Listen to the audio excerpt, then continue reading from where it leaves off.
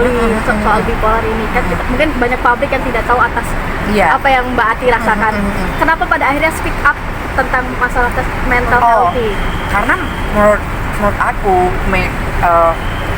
memang mesti sering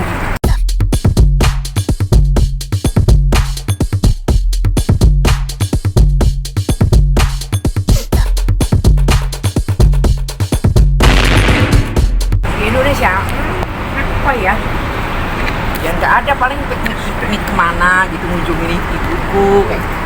Dan rindu nggak dengan suami dengan anak di Amerika? Kan bisa video call gitu. Berarti punten kemarin itu sempat bercerita perihal keadaan kondisi kesehatan mentally soal bipolar ini kan mungkin banyak publik yang tidak tahu atas apa yang Mbak Ati rasakan. Kenapa pada akhirnya speak up tentang masalah mental healthy? Karena menurut aku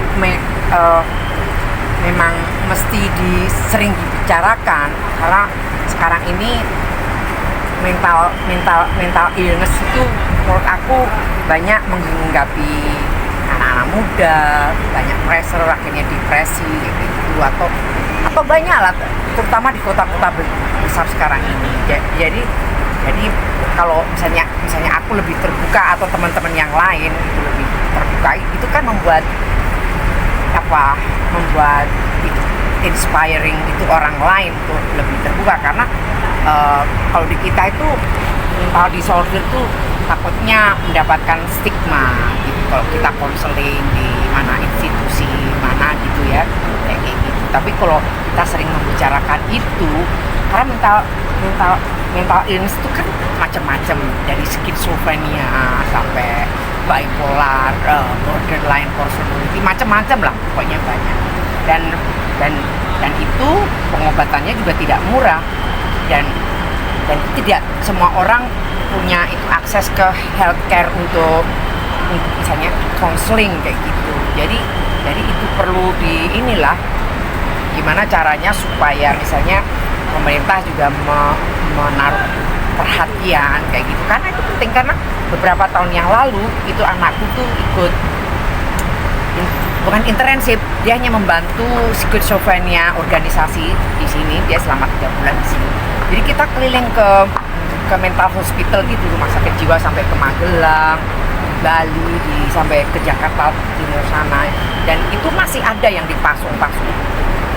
Yang pertama itu banyak itu orang yang tidak terlalu mampu kayak gitu, ya mungkin mereka merasa malu kayak gitu, dan kondisi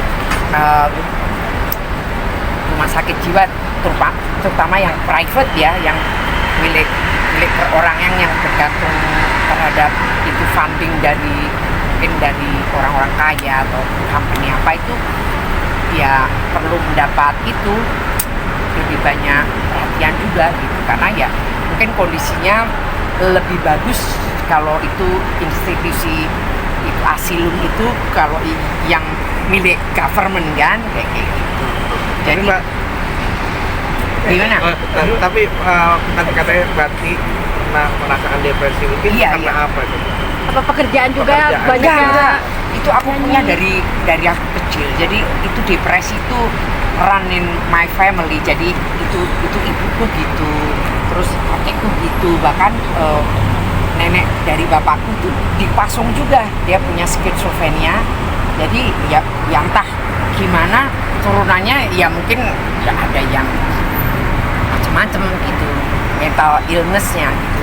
Tapi nggak ada di keluargaku yang sekarang ya, maksudnya itu nggak ada yang kena skizofrenia, tapi hanya itu tanteku punya. Berarti memang diagnosanya dari awal tuh dari Indonesia ya, Mbak? Iya. Berarti sudah lama dari kecil aku. Berarti bukan pas pindah ke Amerika? Enggak. Dari kecil, cuman karena aku hobiku menyanyi, nah itu membantu banyak gitu. Tapi kalau sudah nggak nyanyi gitu, seperti itu lagi. Oh, berarti memang mengatasinya dengan banyak kegiatan? Iya. Itu.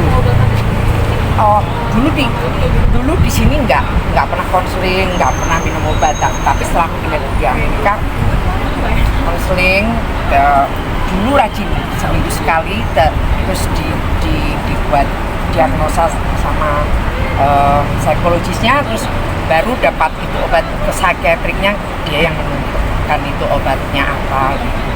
Biasanya naik lagi dosnya, naik lagi, dan dua anakku minum itu, cuman dia dosisnya lebih tinggi. Berarti memang anak ada Ya. riwayat.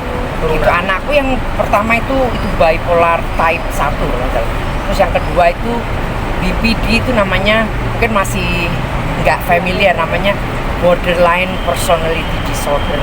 Itu lebih parah dari bipolar. Itu Mengatasi anak-anak, ya, anak-anaknya gimana? Oh, pertama ya bener-bener inilah devastated lah pokoknya.